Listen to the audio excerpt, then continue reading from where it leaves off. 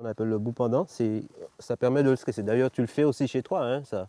Ouais, C'est tout vrai à fait. qu'on ne pense pas forcément à le faire parce qu'on dit ouais, on va boucler, on va faire du bouclage, mais il faut penser à le faire. Si le vanille est déjà assez long, donc vaut mieux le faire. Et tu m'as dit que tu l'as fait chez toi, donc c'est parfait, Mhm. c'est bien. Donc là, tu auras forcément, quoi, on a donné toutes les chances à cette vanille de fleurir cette année.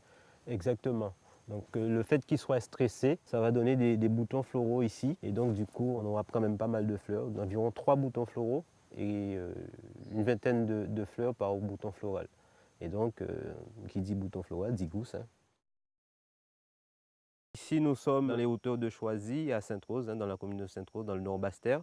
Et ici, c'est une production de vanille. Donc nous sommes sur une surface de 1 hectare en sous-bois. C'est quand même un très long processus. De la bouture jusqu'à la vanille noire raffinée, il se passe environ 5 ans. Donc il faut prélever des boutures en forêt. Aux abords des rivières, on en trouve quand même pas mal de ceux qui existaient auparavant. Donc il faut préparer ces boutures, les placer, les mettre en culture sur des tuteurs. Ensuite, ça va commencer à pousser, il y a des bourgeons qui vont se dégager.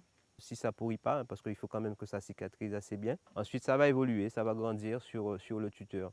Et une fois que ça grandit, il faudra penser à boucler. Ça s'appelle le bouclage, à faire redescendre la vanille régulièrement, parce qu'il faut que la vanille, quand même, elle reste à hauteur d'homme pour pouvoir par la suite polliniser. Mais la pollinisation, elle intervient pratiquement 3 ans à 4 ans pour certains vanillés après la mise en culture. Et donc, une fois qu'on pollinise, hein, chaque fleur qu'on va polliniser donnera une gousse. Et donc, cette gousse, elle va rester, avant d'arriver à maturité, on va dire 9 mois. Donc ici, pour la zone d'ici, on commence à avoir des fleurs au mois de mars, avril. Et on va pouvoir récolter décembre, janvier. Et donc là, donc il s'est déjà passé 9 mois, mais concernant l'affinage pour avoir la vanille noire, il y a aussi un long processus. De manière générale, dans le monde, on pratique l'échaudage. C'est dans un bain tiède d'environ 65 degrés à 70 degrés.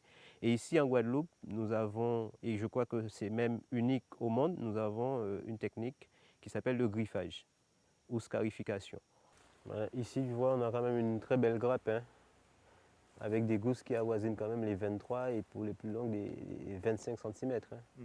Donc là, ce que moi je préconise, c'est de ne pas tout féconder. Hein. Quand il y a une vingtaine de fleurs, on va jusqu'à 12. Là, c'est un peu moins. On a 7 gousses, mais c'est déjà bien. On voit quand même que c'est de très belles gousses. Hein. Et ça va donner un bon résultat. Et elles sont même déjà à maturité. Il y a une forte demande, hein, en vanille locale, Guadeloupe, celle de Guadeloupe, et surtout celle qui est scarifiée de manière artisanale. Et ça, que ce soit pour les professionnels d'ici, les chocolatiers, les glaciers et même les restaurateurs d'ici qui veulent se démarquer.